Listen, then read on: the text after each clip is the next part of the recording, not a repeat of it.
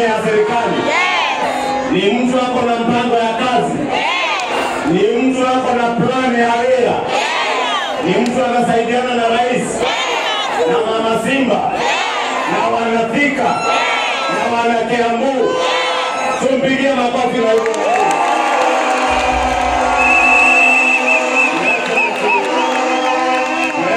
Karibu Kiambu. Na sisi wana Kiambu, yale mambo ambayo tumetilia kipaumbele ni kazi, kazi na wera.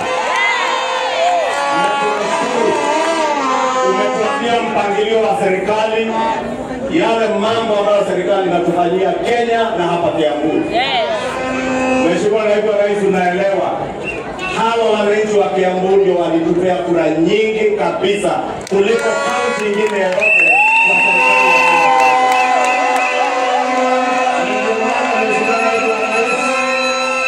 Wewe ukiwa Naibu wa Rais, sisi wote tuko nyuma yako na Rais William Samoei Ruto.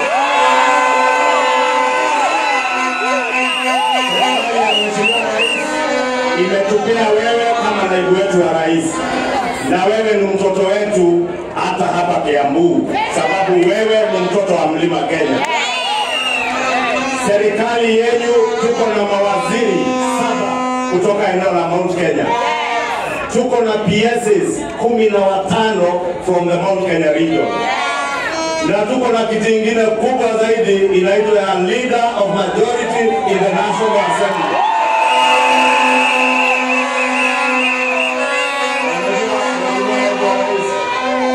Iko wengine huko kwa mitandao wanasema, juzi wakati nilisema Duale hapo hapa ni rafiki yangu, Waziri Roko hapo hapa ni rafiki yangu.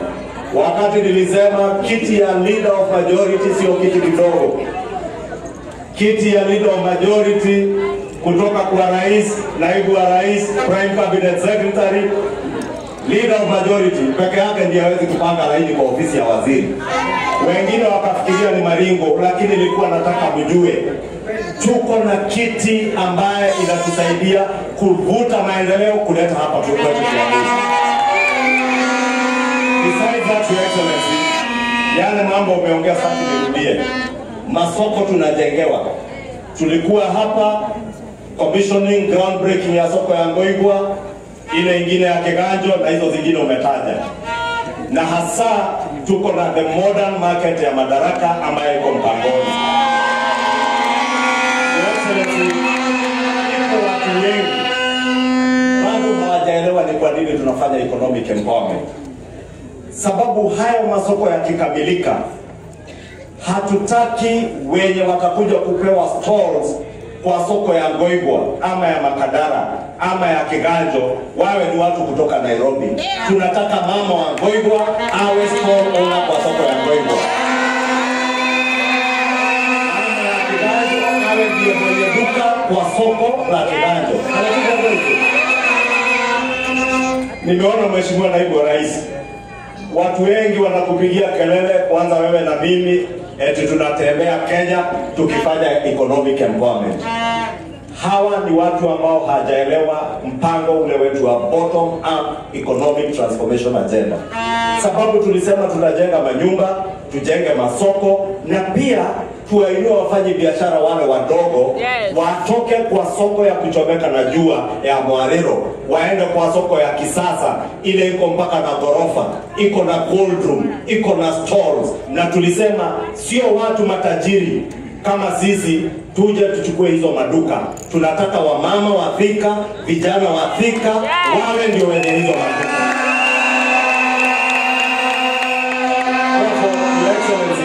Sababu naona ukipigiwa kelele mingi, naona jana hapa ameanza kutakrimu pesa ambazo umetoa kwa siku. Wewe endelea kuchangisha ili tuinue maisha ya wafanyi biashara. In conclusion, Your Excellency, 2 days ago niliona kwa runinga Citizen TV mama pale Nairobi akisema ameanzisha biashara yake na shilingi 2,000 ya kutengeneza chips ya karai, na akasema hiyo biashara ndio inamlipia nyumba, inalisha yeye na mtoto wake na inasomesha mtoto wake. Tusidharau kazi ya mtu yeyote. Tusidharau biashara ya mtu yeyote. Wale unaona wakituongelesha kwa madharau na kiburi wakiwa juu ya magari ni sababu hawaelewi maisha ya mwananchi wa kawaida inakaa namna gani, na hawajui 2,000, 5,000, 10,000 mama wa mboga akipata hapa ama kijana wa bodaboda atasomesha watoto wake, alipe nyumba na awe na maisha kama hiyo. Tuambie wakiwa kwa manyumba yao ya kifahari Karen na Lavington na Runda, wajue kuna watu wanategemea hizi pesa tunachangisha kumudu maisha yao. Kanatibu hapo hicho. Wewe kanatibu. Na hatupeani sababu tuko na nyingi. Tunapeana sababu Mungu ametupea nafasi na akatupea uwezo wa kutafuta ili tuinuane kimaisha. Wewe naibu wa rais leo ni deputy president wa the Republic of Kenya. Hata wale wengine ambao wamekuwa kwa hiyo ofisi, tuliona Rais William Ruto alikuwa huko, alikuwa anafanya kazi ya economic empowerment. Alifanya hakufanya? Ndio waadhirie. Ndio mmoja wa president. Ndio naka tarajiria wapi hiyo? Na kile naka numero ile nyaya ya William Ruto. Na kile naka goe bake. Noe bake. Ndio ndo naka ndio mahoro kile serikali ya Kenya.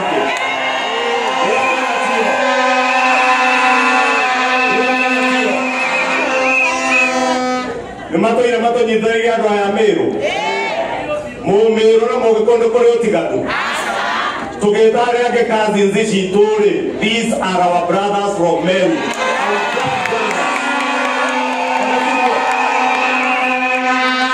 So, Your Excellency, ugaga ũngĩbanga wega hau he William Ruto na economic empowerment ici na kũrĩkia mabara macio maitũ na sente na NDS irako haha yandĩke na kĩa agũkwĩra na thoko citũ tũrĩkie tu terms cia William Ruto na wewe wake hau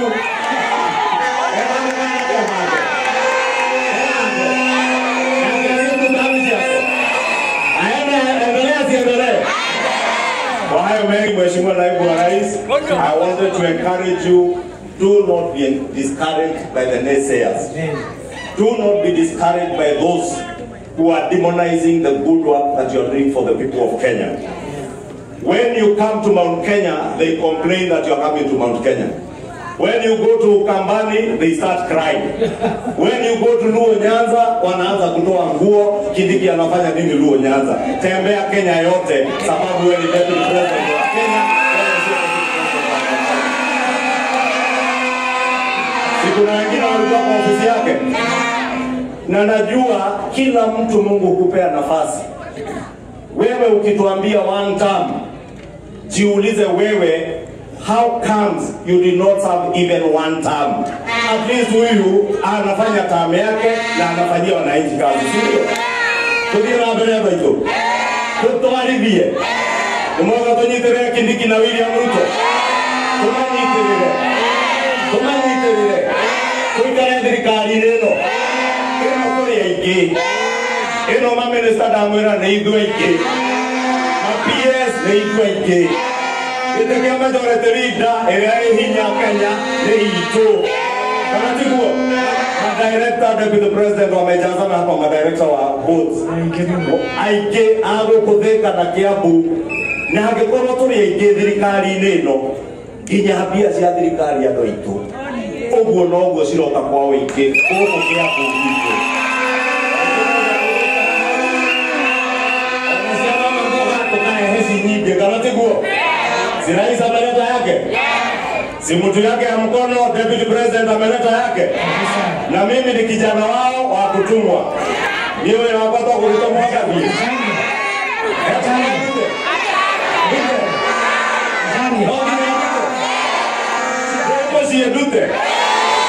Na economic empowerment yani kuona mama. Unarehe pesa. Unarehe. Unapiga shilingi milioni 1.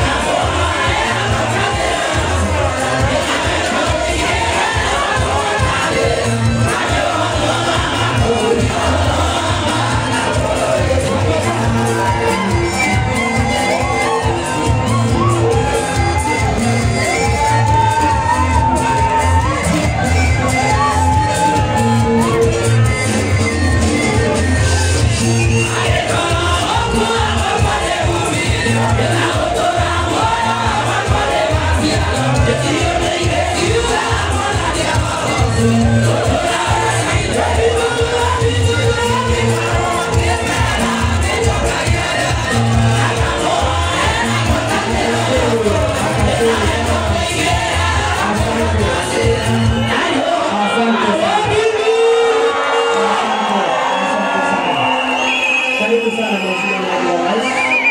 Nitaomba tusalie tukiwa tumesimama.